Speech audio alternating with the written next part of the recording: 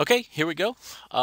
This is flipped presentation dealing with Hamlet Act 3, Scene 3 and Act 3, Scene 4. Our key questions are, in what ways is Hamlet's theology affecting the plot? Second question, as a reader, what is and was your reaction to Polonius's death? Also, what can be gleaned regarding Gertrude's character from Act 3, Scene 4? And what can we infer from the ghost's visit, again in Act 3, Scene 4? 14 is an interrupting modifier between subject and verb. Now, between subject and verb, this is not a place to frequently interrupt, but occasionally it can be quite effective.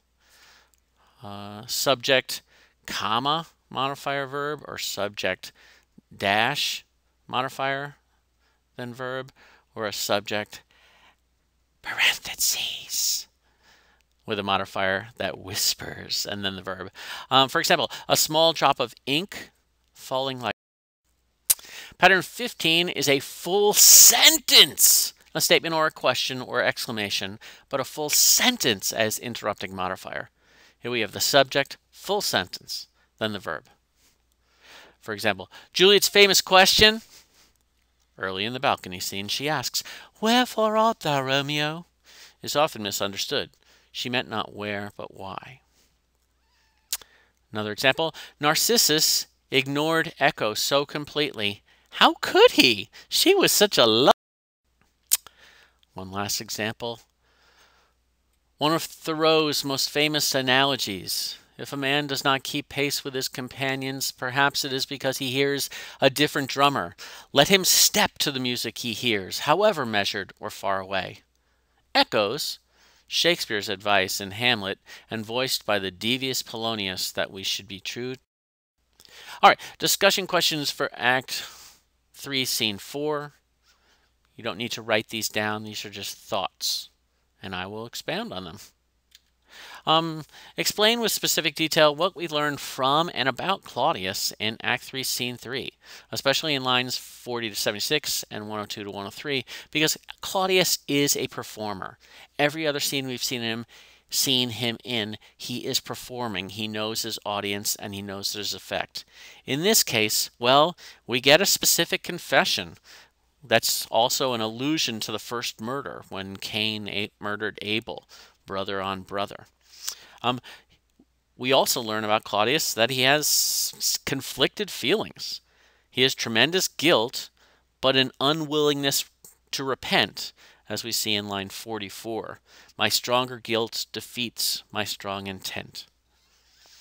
We also see a seeming confession we also see Claudius recognize and have judgment of the futility of praying for forgiveness since, like we see on lines 57 through 60, since I am still possessed of those effects for which I did the murder, my crown, my own ambition, and my queen.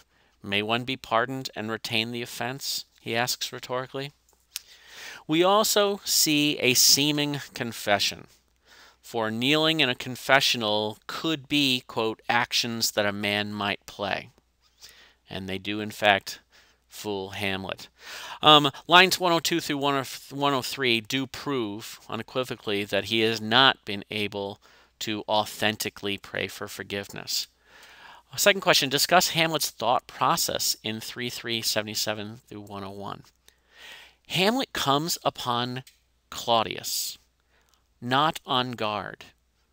Easily, Hamlet could kill Claudius in this moment. There's no one protecting him. Hamlet is there unseen. But Hamlet enters as ready as we have seen him to avenge his father's murder, to kill Claudius. But within a few lines, he screeches to a halt by presuming to know what would happen to Claudius's soul upon Claudius's soul death. But though Hamlet has, again and again in the play, been 2 steps ahead of every other character in recognizing duplicitous motives, here Hamlet oversteps himself. Here Hamlet presumes God's judgment, for it is God and not Hamlet who decides where souls are sent, for it is God that can see what's truly going on with Claudius. And the tragic irony of this moment is that Claudius is not repenting, though he seems to be. And if Hamlet had killed Claudius here, vengeance and perhaps justice would have been achieved. But instead, the murderer does not die, though the bodies of other characters are going to begin piling up mighty quick, which brings us to Polonius. I wonder, how do students react to Polonius's death? Did he deserve it? Certainly he's a scoundrel. He's duplicitous. He's not to be trusted. He's very abusive to his daughter Ophelia. But does he deserve to die? And if we come to the conclusion that no, he didn't deserve to die, but we recognize that Hamlet killed him, this makes Hamlet a murderer. Moving into Act 3, Scene 4 further, how can we explain why Hamlet is so obsessed with his mother's sex life, as we see in lines 78 through 80, 103 through 106, but also in line 204. In 78 through 80, Hamlet says,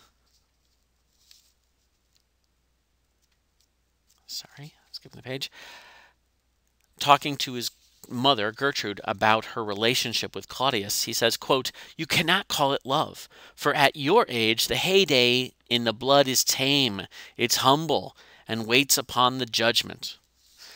But then later on the same page, line 103 to 106, listen to Hamlet's description, the imagery. "Nay, but to live in the rank sweat of an ensemened bed, stewed in corruption, honeying and making love over a nasty sty?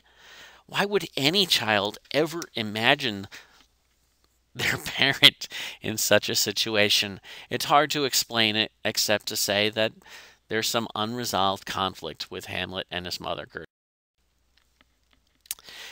In terms of how can we understand and what are the implications of Gertrude's lines from 99 to 102, Gertrude is a character that says very little in the play, although her actions are incredibly central to the conflict between Claudius and Hamlet.